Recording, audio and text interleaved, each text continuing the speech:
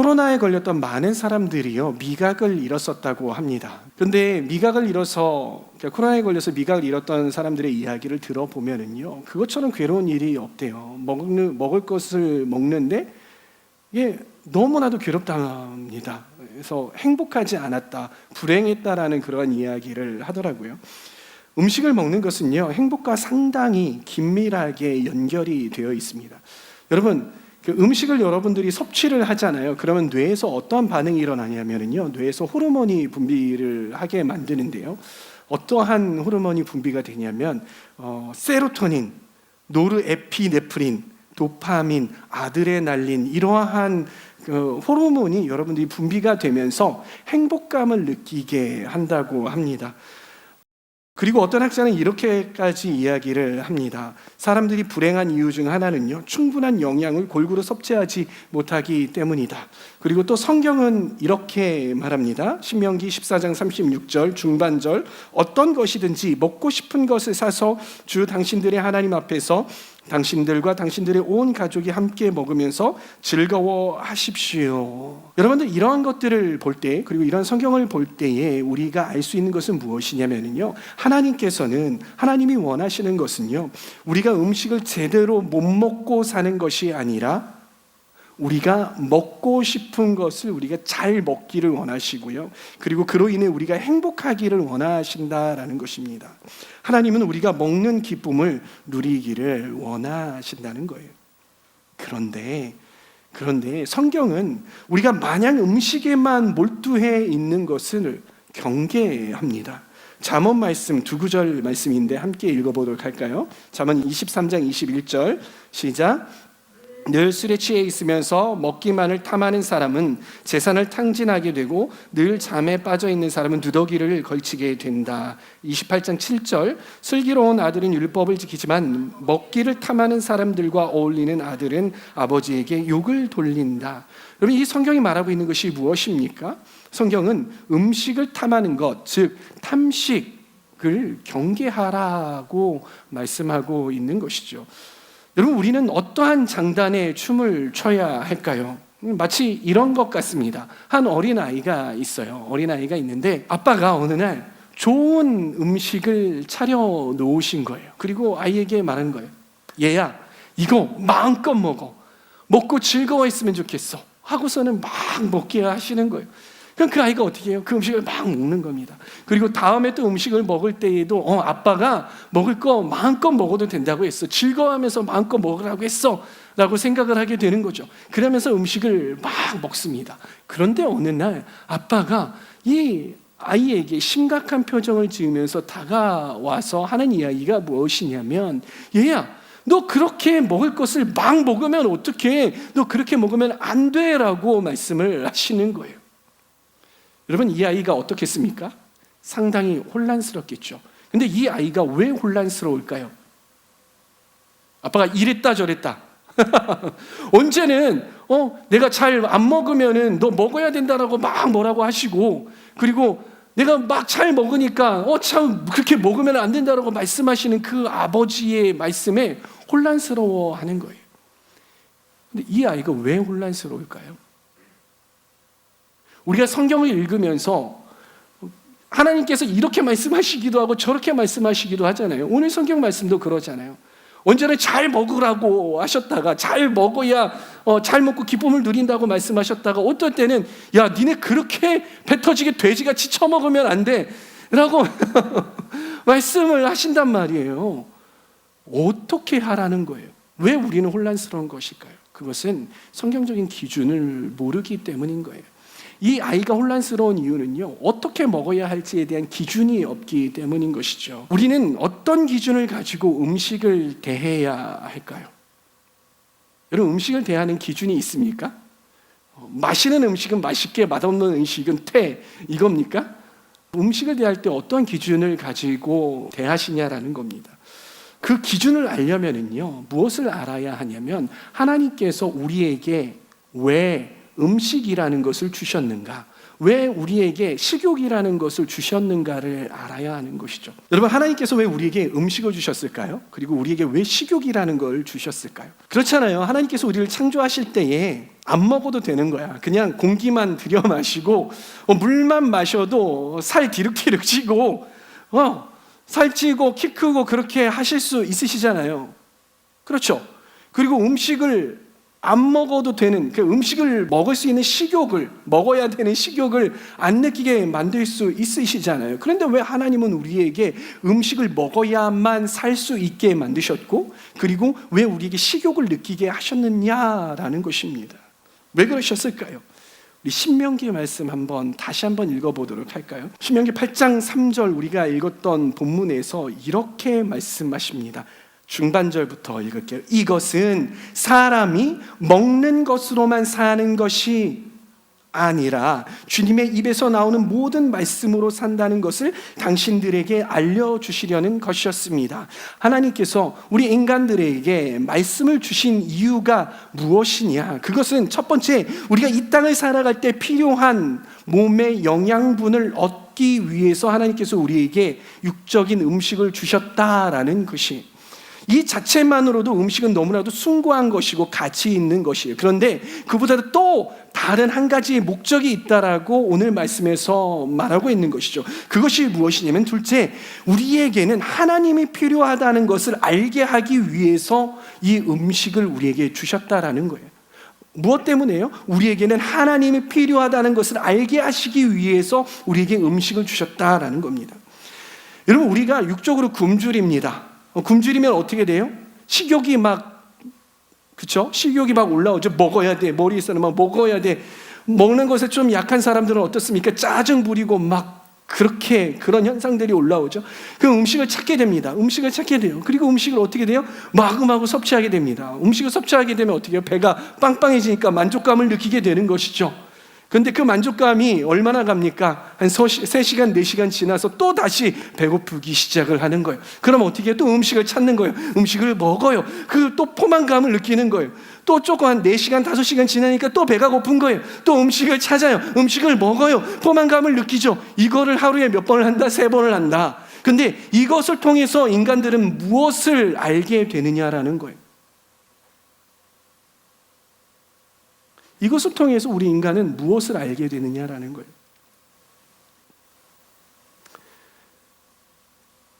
안 먹으면 안 되나라는 생각 해본 적 있으십니까? 몇 끼 챙겨 먹는 거 너무 귀찮다고 생각해 본 적 있으십니까? 저 그런 적 있어요. 안 먹으면 안 되나? 제 아내한테도 야, 음식을 안 먹으면 안 돼요, 뭐? 그러면 안 먹어봐 어떻게 되는지. 못 사는 거죠.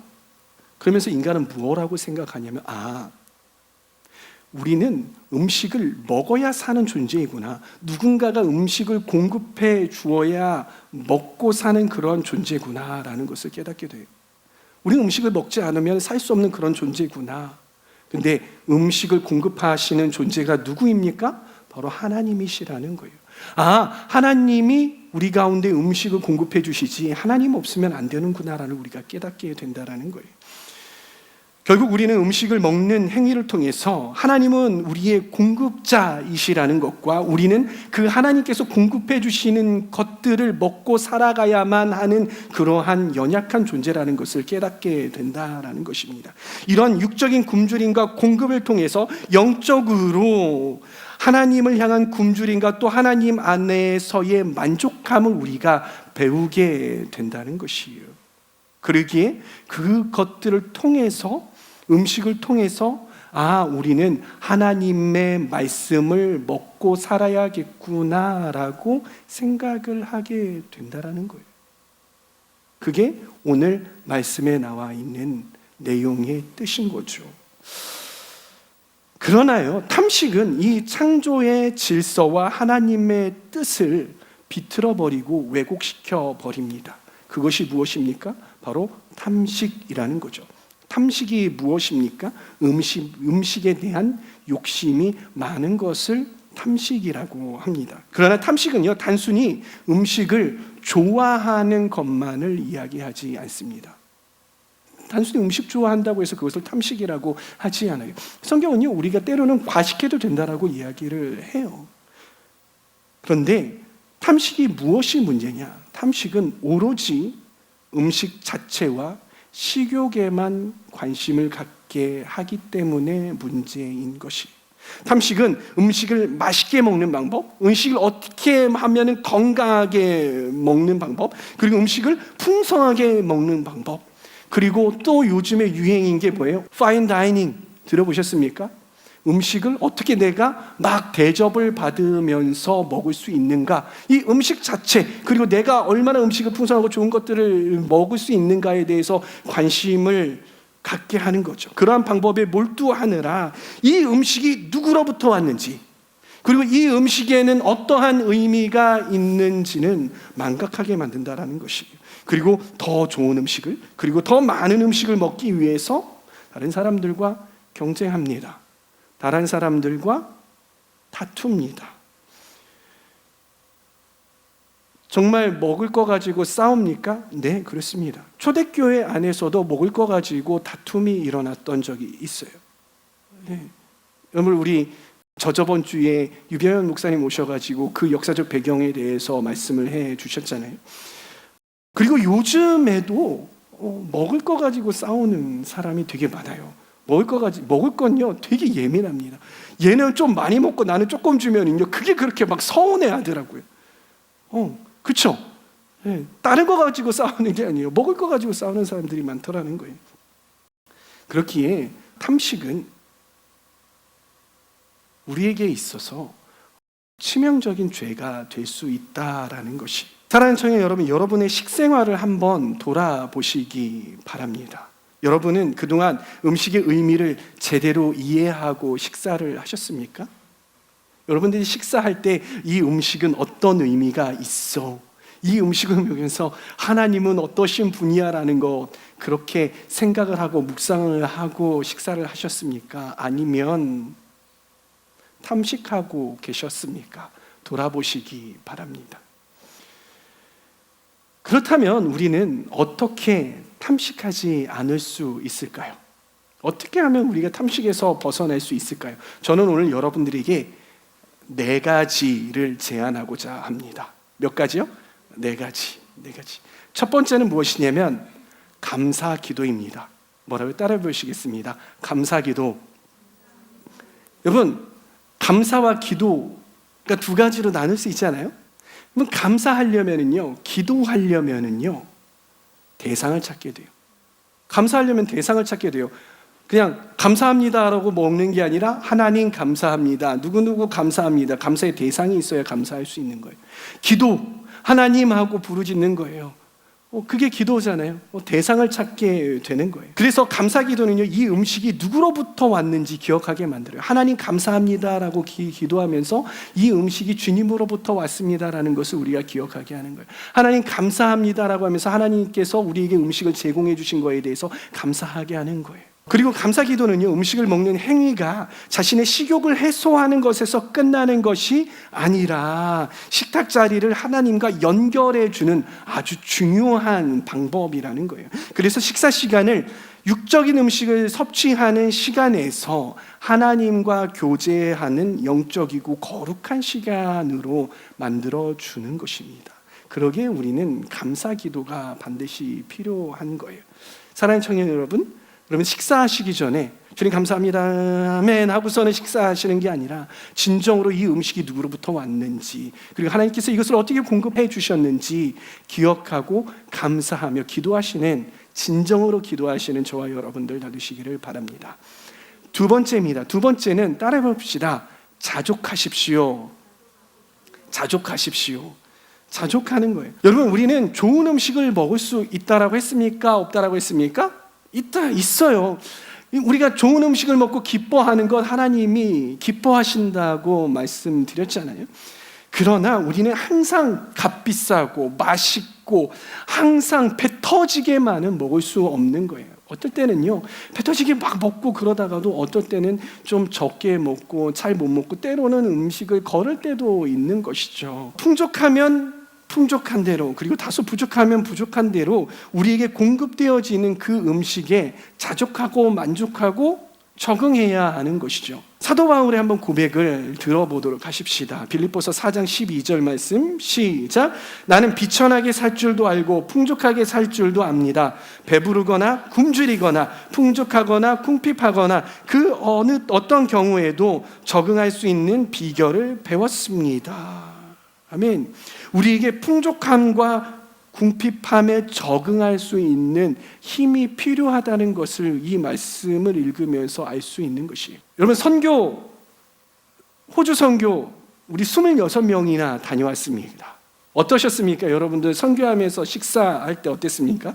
어떨 때는요, 안 갔다 오신 분들 좀 부럽겠지만 양고기를요, 세상에 호주산 양고기가 그렇게 맛있는지 미처 몰랐어요.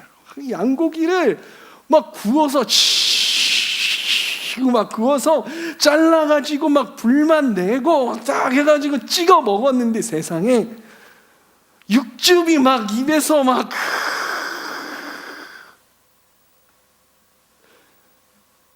이것만 먹을게요. 먹고서는 뭘 먹었냐면 소고기를 먹은 거야.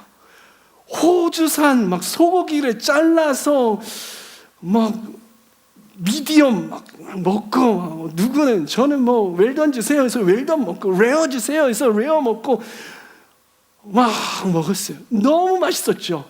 여기 벌써 막 입맛 하시는 사람이 있어. 갔다 온 사람. 너무나도 맛있어요. 그런데 그렇게만 풍족하게 먹었어요? 막 파스타도 먹었죠. 막 파스타도 막 먹고, 막 파스타가 막 잔뜩 나와가지고 배 터지게 먹었단 말이에요. 그렇게만 먹은 게 아니라 그렇게 풍족하게 먹을 때도 있었지만 때로는 빵 하나 가지고 거기에다가 잼 발라가지고 그거로 한 끼니를 때워야 했던 그러한 때도 있었어요. 저희 선교팀은 거기에서 불평하지 않았어요. 어떻게 했어요? 이게 하나님께서 우리에게 공급하시는 가장 좋은 것이라고 알고 그렇게 믿고 그 음식을 먹고 자족했어요. 그걸 통해서 우리는 이 말씀을 훈련받았다라는 것이, 우리는 이렇게 하나님께서 주시는 모든 경우들을, 모든 음식들에 적응할 줄 알아야 하는 거예요. 그것들을 우리가 훈련받아야 한다는 거예요. 여러분, 음식에 까탈스러운 사람 있으시죠? 맛있는 거 나오면 너무 맛있어. 근데 좀 별로면 이게 뭐야, 먹어, 이렇게 되는 사람. 내가 기대했던 그 맛이 있어요. 별점 5점 딱 찍혀 있어서 갔는데 이거 별론데, 그때부터 내 마음이 상한 거야. 뭐 이런 가게가 다 있어 하면서 막 내가 다시 오나 보다. 전화해서 먹었는데 말이지 맛이 개떡 같아. 뭐 이상한 거 휴지 씹는 줄 알았어. 막 이런 소리 해가면서 기분이 막 팍 상해 있는 거죠. 부모님이 막 식사를 막 해줬는데 또 이거야, 이게 뭐야 막 해가면서 내가 무슨 염소인 줄 알아? 맨날 이거를 이런 풀떼기만 먹고 말이야. 와, 투덜투덜 반찬 투정하고 밥 투정하고 이러는 사람들이 있단 말이에요. 그런데 여러분 기억하실게요. 음식에 이렇게 까탈스러운 것도 탐식이라는 것 아십니까? 음식에 까탈스러운 것도 탐식이에요. 왜? 항상 좋은 것만 먹어야 된다는 생각이 있는 거예요. 그 이면에는 하나님께서 나에게 이렇게 좋은 것을 허락해 주셨다라는 그런 감사함과 그리고 이것들에 대해서 자족함이 사라진 상태인 것이에요. 부모님의 식단에, 학교의 식단에, 직장의 식단에 불평하지 않고 자족하며 감사하는 건 이것도 탐식, 식탐을 벗어나는 길이라는 것 기억하시기 바랍니다. 세 번째, 오히려 금식해 보십시오. 따라 봅시다. 오히려 금식해 보자. 네, 오히려 금식해 보시기 바랍니다. 신앙의 선배들은요, 금식을 거룩한 행위로 알고 가르쳤어요.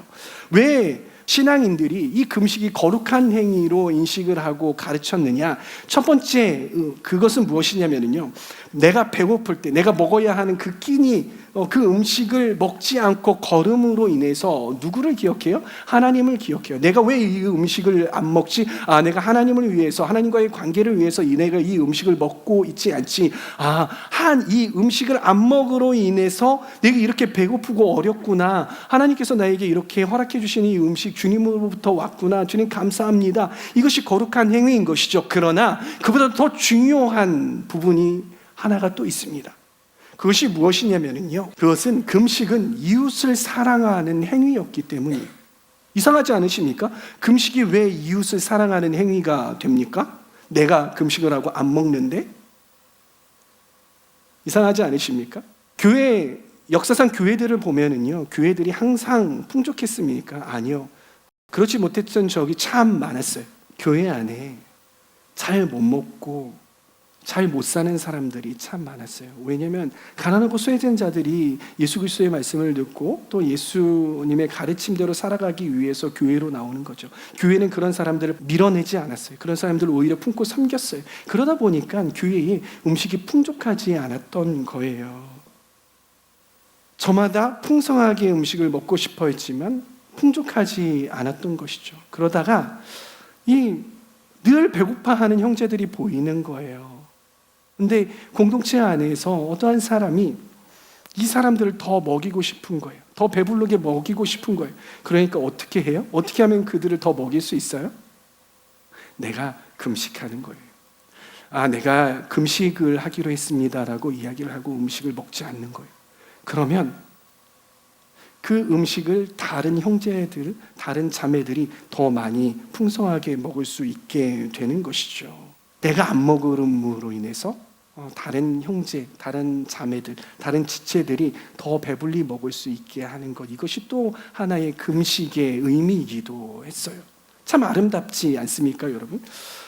존 카시아는 이렇게 말합니다. 금식은 구제하고 나누는 법을 배우고 익히는 주요한 방법이다. 그리고 아우구스티노는 또 이러한 이야기를 합니다. 자기 자신이 먹을 것을 줄이고 또 금식하여서 그것을 가지고 가난한 사람들에게 나누어 주는 것이 하늘의 보물을 쌓은 것이고 그것은 굶주린 그리스도를 대접하는 것이다. 뭐요?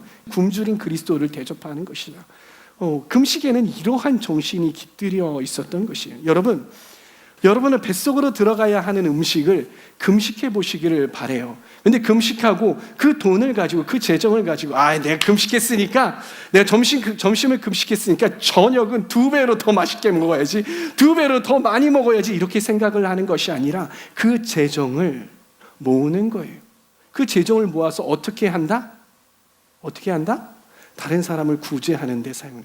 구제 헌금을 하거나 아니면 이 순간에도 제대로 먹지 못해서 굶주려서 죽어가고 있는 다른 나라, 다른 땅의 영혼들을 위해서 후원하는 거예요. 그것이 진정한 금식의 의미인 거예요. 금식했다고 해서 12시 땡 해가지고 아싸! 우선은 그때 치킨 시켜 먹고 막 뜯고 먹는 것이 아니라 아껴서, 그 재정을 아껴서 연약한 사람들, 밥 못 먹는 사람들, 가난한 자들을 위해서 돕는 것, 그것이 진정한 금식의 의미라는 거 기억하시길 바랍니다.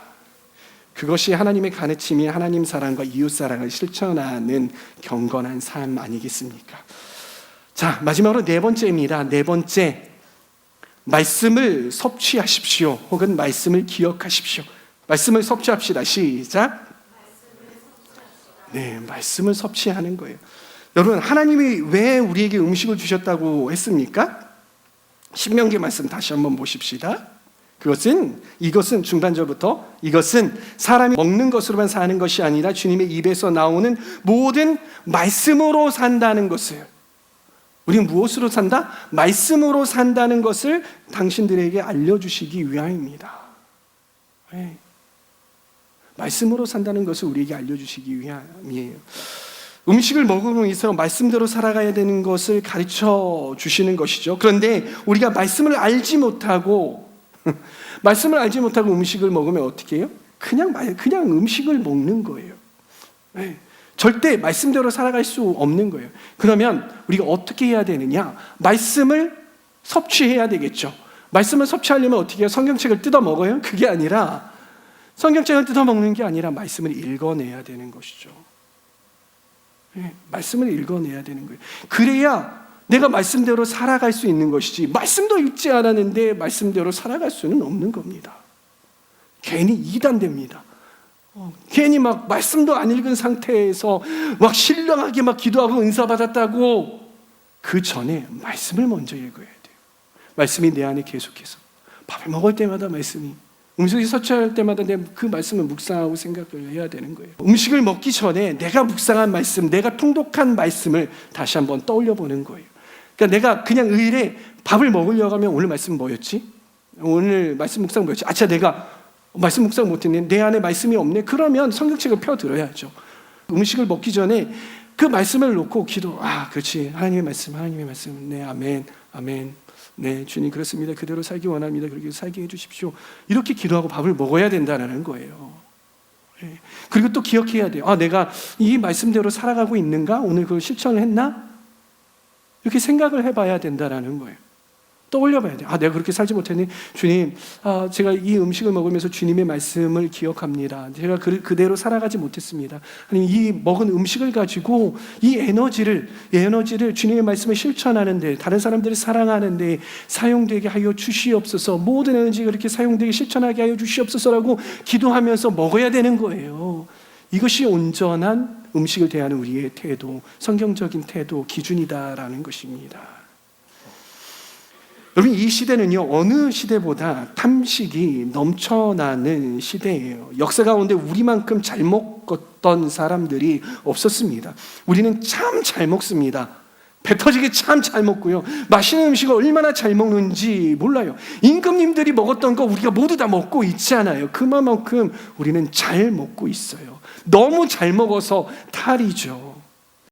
과거에 비해 좋은 음식은 넘쳐나고 음식 문화는 잘 발달해 있어요. 그리고 음식에 진심인 사람들이 왜 이렇게 많은지요. 그러나 음식에 대한 진정한 의미를 이해하는 사람들은 정말 많지 않다. 아니, 정말 적다라는 것. 사랑하는 청년 여러분, 하나님이 음식을 주신 이유가 무엇이라고 했습니까? 그것은 그 음식을 공급하시는 하나님을 기억하기 위한 것이고, 하나님의 말씀대로 살아가기 위해서 하나님께서 우리에게 음식을 주셨다라고 했잖아요. 사랑하는 청년 여러분, 이 말씀을 잘 기억하시기를 바랍니다. 여러분, 고난주간 어떻게 보내시겠습니까? 고난주간에 벌써 참 많은 음식들을 먹어야 해요. 그렇죠? 하루에 3끼씩 먹어야 되니까. 고난주간의 음식을 대하면서 진심으로 감사하면서 기도해 보시면 어떨까요? 그리고 주신 음식에 불평하지 말고 자족해 보시는 건 어떨까요? 그리고 몇 끼를 정해놓고 금식해 보시는 건 어떨까요? 금식하면서 그 재정을 가지고 다른 어려운 이웃들을 섬겨보시는 건 어떨까요? 그리고 이 고난주간에 말씀을 깊이 읽어내시는 거예요. 깊이 읽어내므로 고난주간을 보내보시는 건 어떨까요? 요한복음 6장 35절에 예수님께서 이렇게 말씀하십니다. 내가 생명의 빵이다. 내게로 오는 사람은 결코 줄이지 않을 것이요 나를 믿는 사람은 다시는 목마르지 않을 것이다. 그래서 이 말씀처럼요, 음식에 대한 관심을 너무 음식에만 몰두해 있지 말고 이 음식에 대한 관심을 예수님을 향한 관심으로 바꿈으로 탐식에서 벗어나 진정한 음식의 의미를 기억하고 실천할 수 있는 저와 여러분, 우리 하울림 공동체 되기를 축복합니다. 아멘.